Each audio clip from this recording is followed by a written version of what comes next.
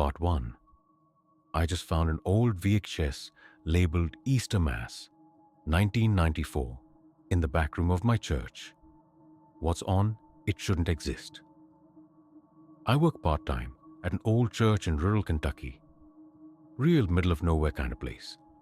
I'm not religious. I'm just the janitor.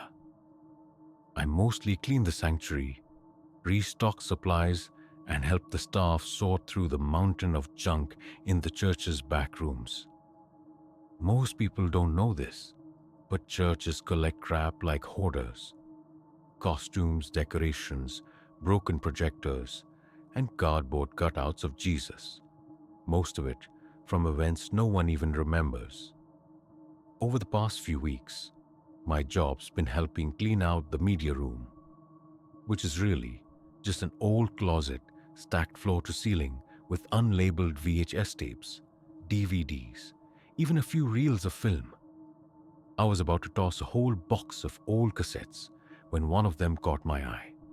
It was labeled in black marker, Easter Mass, 1994, do not play.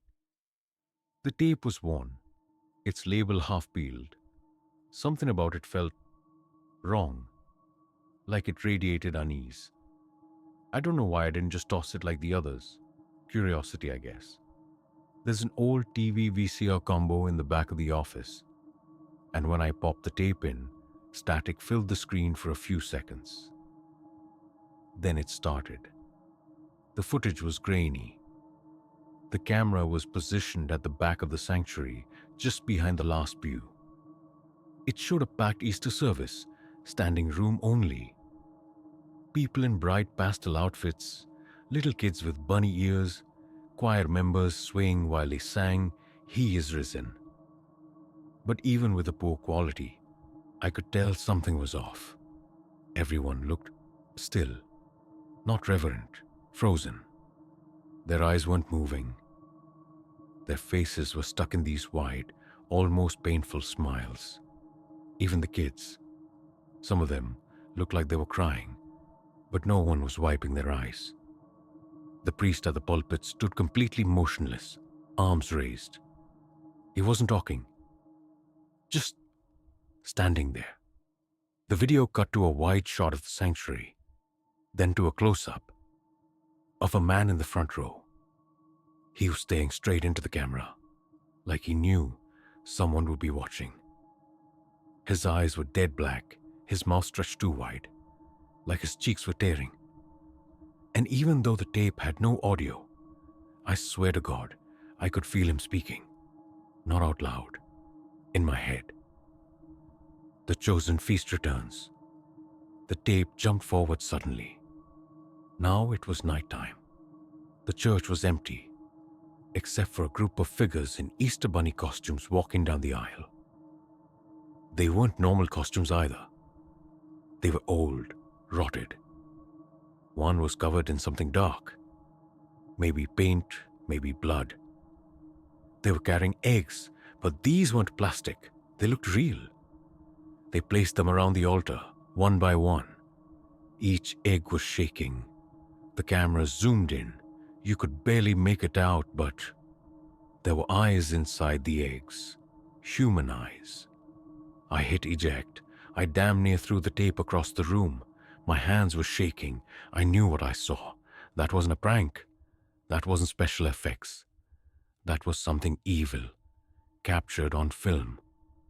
I brought the tape to Pastor Mark, the head of the church. He's old school, really polite. The kind of guy who smiles with his eyes. When I handed it to him, he went quiet. Really quiet. Then he said, "Where did you find this?" I told him. He took the tape without another word and locked it in his office drawer. Then he looked at me and said something I'll never forget. "You didn't watch it, did you?" I didn't answer. I haven't seen Pastor Mark since that day. He was supposed to lead Easter service last weekend, but he never showed. The other staff members say he went to visit family, but no one knows where. The worst part, last night, I got a package in the mail. no return address. Inside was a VHS tape. No label this time. Just one sticky note. This year's feast has been prepared. Will you attend? Chapter 2. I got another VHS in the mail. This time, it showed me. It arrived in the same kind of box, plain, unlabeled, no postage stamp. Just sitting on my porch like it had always been there. Inside was the VHS, no writing this time, no label, except for a single sticky note. You're already inside. I told myself I wouldn't watch it. I put the tape on my desk and walked away. Sat in the living room, turned on Netflix, tried to pretend everything was normal. But my ears kept ringing, like I could already hear the static, like the tape was calling me. At some point, I stood up. Without thinking, I walked to the office, put the tape in, pressed play, the screen blinked, static, for a long while. Then, a wide shot of a church, not a church, my church, empty, lit only by candlelight. Shadows moved like they were alive, writhing up the stained glass. The camera panned slowly, and then stopped. There I was, me, standing at the back of the sanctuary, frozen, wearing the same hoodie I had on that morning. Only, I hadn't been in the sanctuary. I was home, watching the tape. So how the hell... My mouth went dry. The camera cut again. Now I was sitting in a pew, still, head tilted, hands clasped in prayer, like a doll posed by someone who didn't know how humans worked. Then something moved behind me. One of those Easter Bunny costumes. The same kind from the first tape. Gray, stained, sagging fur. Its eyes were pitch black now. No longer mismatched. No longer human. It leaned down next to me, whispered something in my ear. The camera cut to black. I nearly ripped the tape out of the machine. I felt sick, like something had pierced into my brain and left a hook behind. I checked every door in the church, every camera feed. Everything looked normal. Except one thing. The back door to the sanctuary, the one with the heavy iron bolt, was unlocked. I know I locked it that morning. Later that night, I couldn't sleep. I kept hearing the words over and over in my head, even though there was no audio on the tape. You're already inside. What did that mean? That I was inside the church? Inside the tape? Or worse, something was already inside me? Around 3 a.m., I finally caved and called Pastor Mark again. His phone went straight to voicemail, but an hour later, I got a text. Not from his number. Just a message from an unknown sender. Don't try to run. The feast knows its guests. Today is Easter Sunday. The church is packed again. Everyone's wearing pastels, smiling, laughing. But I keep seeing them. The costumes, in the shadows, on the balcony, standing behind the altar, watching. And when the choir sings, "He is risen," I can hear something else rising too. Something beneath the church. Something older than God.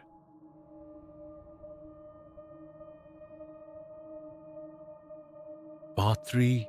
The church that burned down in 1994. I drove across 3 states just to look at a pile of ash. On the map, it's still labeled as First Mercy Baptist Church. But what's left of it is nothing but scorched stone, cracked foundation, and a splintered wooden sign leaning sideways. Its lettering half burned, barely readable. Only 2 words remain. He is... The rest is charred. There were no fences, no warnings, just silence. A thick, pressed down kind of silence. Like the air had been blessed, then cursed, and then abandoned. I stepped out of the car and felt it instantly. No birds, no wind, no scent. Just that strange, heavy atmosphere, like I wasn't breathing air, but something else entirely. I walked across the rubble, into what used to be the main sanctuary. I didn't come looking for Pastor Mark or for answers. I think, deep down, I came because I knew that if I didn't return, it would come looking for me. Where the pulpit used to stand, there's still a set of blackened stone steps. And right at the center, on a cracked altar block, was something waiting. An egg, not plastic, not painted. A real egg, aged, dusty, but unbroken. I stepped toward it, hand outstretched, and then I heard it. Thump, thump, thump from below. I froze. It wasn't machinery, it wasn't debris, it was a rhythm, like a heartbeat, something huge breathing beneath the ruins. I don't remember backing away, but when I looked up, there was someone standing across the sanctuary. A tall figure, dressed in a ruined white vestment. Burn marks across the collar. No face, just a rabbit mask. Not plastic, not cute. Real fur, twisted snout, glass eyes, 2 long ears, flopped forward like wilted leaves. He raised his hand, and in it, a VHS tape. I didn't speak. I didn't resist. I took it. I left without looking back. When I got home, I found the inscription carved into the edge of the cassette. So faint, it looked like it was scratched in by a fingernail. Easter 2025. The final guest. I don't know if I'm going to watch it, but I know this. It wasn't sent to give me a choice. It was a summons. And when the feast sends an invitation, you don't say no. Part 4. The final guest. I waited until midnight to play the tape. The house was quiet. Dark, just the pale blue flicker of the old TV washing over the walls. Every time the screen glitched, I saw my own reflection in the glass. Warped, off-center. Like I didn't belong here anymore. I hit play. It began with breathing. No visuals. Just the sound of slow, strained breathing. Like someone lying inches from my ear. Then the screen lit up. A dinner table, long, old, covered in a shredded white cloth. On it, rusted silverware, broken chalices, and at the center, a rabbit, but not a real one. A rabbit made from human skin. Stuffed, stitched, sitting upright, its head tilted. One stitched ear slumped sideways. Its eyes were glassy, almost mournful. Figures surrounded the table. Priests, or something like them, wearing white robes, some pure, some scorched. Some wore the same rabbit masks. Others had no faces at all. The camera panned across them slowly, and then stopped at the end of the table. One empty chair. On it, a photograph. My photograph. My stomach dropped. There was no sound now, but I could feel it. Something whispering inside me. Not in my ears, in my bones. Then a voice came, like it was rising from the dirt itself, gravelly, ancient, wrong. We waited in fire. We waited in dirt. We waited in silence. Now, the final guest arrives. Then all of them, every robed figure, turned to face the camera. Not suddenly, not violently, smoothly, like puppets on perfect strings. And then the camera zoomed in. Into the empty chair. Into the photo of me. Until the image warped. And I was back in the sanctuary again. Only this time, the egg had cracked. And something was crawling out.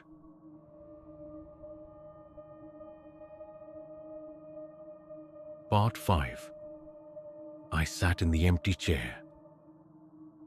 I woke up with dried blood under my nose. I was still on my couch. TV screen dark. The tape had finished, but my hands were trembling. Like I'd been somewhere else, doing something I couldn't remember. There were muddy footprints on the floor, leading from the living room to the basement door. I I live alone. I didn't open the basement. Not yet. I told myself it was nothing, that my mind was playing tricks on me, that the tape was some elaborate hoax meant to get in my head. So I left the house.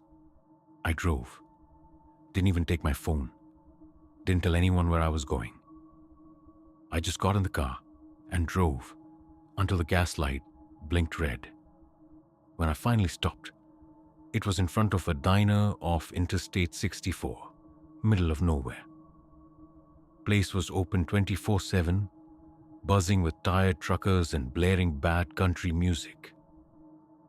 I thought I was safe there. But when I went into the restroom to splash cold water on my face, I found something waiting. Not a person, a chair set perfectly in the middle of the tile floor. Wooden, old, too elegant for a truck stop diner. And on the seat, a single egg. I backed out, fast, nearly tripped. When I told the cashier what I'd seen, he looked at me like I was crazy. Went in to check, came out frowning. Ain't nothing in there but some paper towels and piss on the floor. No chair, no egg, but I know what I saw. And more than that, I know what I felt. That night I had the dream again. The table, the masks, the rope figures. This time they weren't staring at me. They were clapping. Slow, in rhythm. Clap, clap, clap. And at the head of the table, the chair was no longer empty. I was sitting in it, smiling, mouth stretched too wide, skin sagging at the edges. I looked like something wearing me like a costume. And then I leaned forward and whispered into my own ear, "It's time to come downstairs."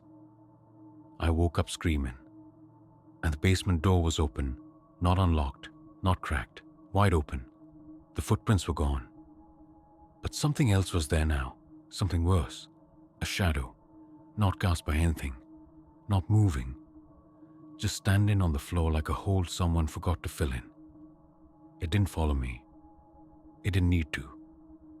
I know what's down there now. It's not a place. It's a threshold.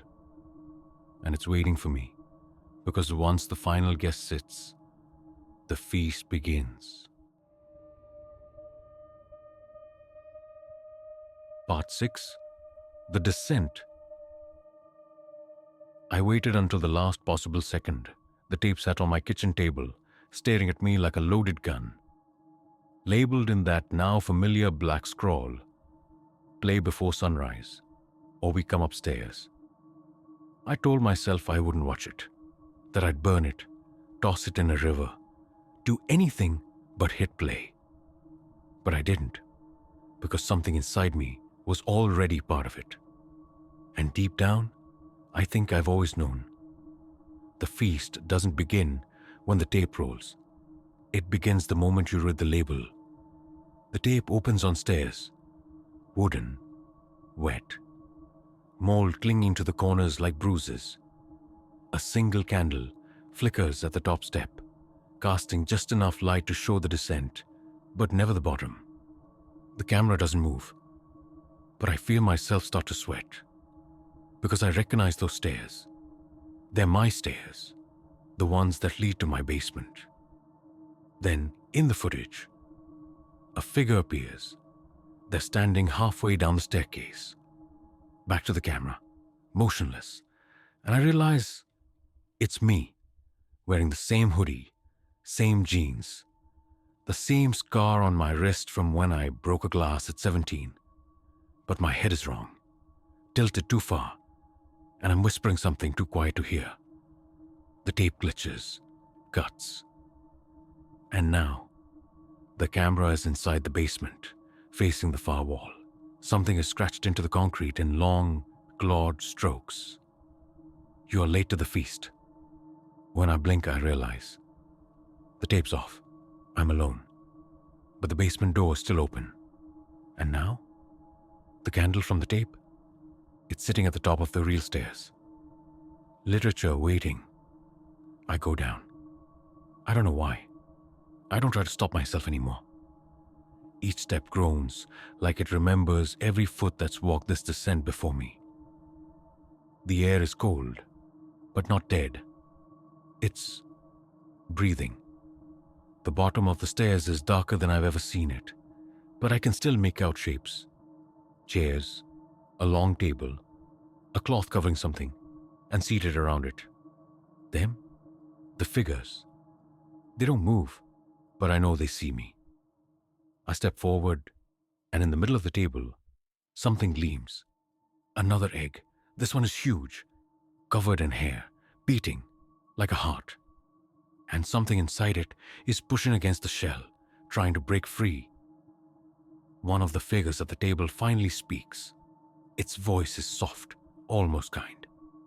You are the last, the final guest. Sit, and the cycle begins anew. I look at the empty chair, and then I look at the thing inside the egg, and I realize I'm not here to eat. I'm here to be served. Part 7. The feast begins. I sit. The chair is cold, older than anything I've ever touched. Older than wood, older than stone. As soon as I lower myself into it, the room exhales. A long, wet breath from the walls, the floor, maybe from the thing buried just below. The figures around the table start to sway, slowly, in unison.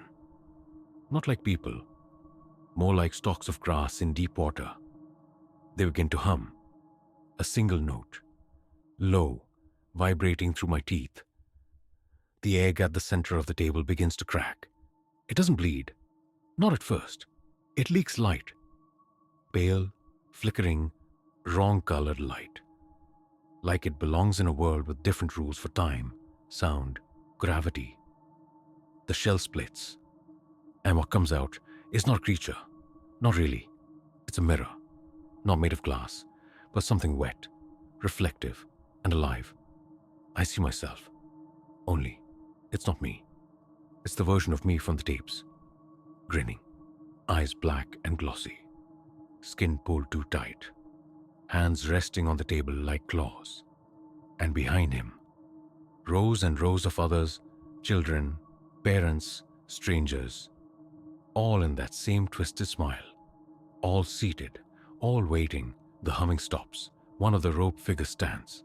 His face is a blur. He raises a rusted goblet. The guest is seated.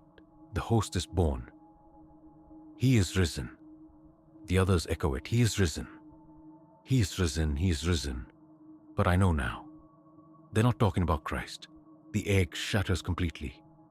And from the inside, the mirror crawls out, its surface stretching, bending, dragging itself across the table like a liquid shadow with bones. It reaches me. I don't move. It climbs onto my lap, whispers with 1,000 mouths, "Thank you for returning our face. We've missed wearing you." The moment it touches my skin, my body convulses, not in pain, in relief, like it's been waiting to come home. I see flashes, not memories, other feasts, in other towns, other centuries. I see bonfires and forests. I see children following bunny costume figures into the dark. I see eggs filled with eyes, teeth, ash. I see a family tied to chairs in a hollowed-out church. And I see my own face, in all of them, always watching, always welcoming. The mirror thing begins to fuse with me. I feel it slip into my skin like a second layer. My jaw unhinges. My eyes go black. My voice splits into 3 tones. And I say, the feast has begun. Upstairs, people are still arriving for Easter service. They think they're here for hymns, for communion, for light. They don't know that the church isn't a sanctuary anymore. It's a mouth, and it's open. Epilogue. The tape was found months later, left on the doorstep of another church. Same handwriting, same message. Play before sunrise, or we come upstairs.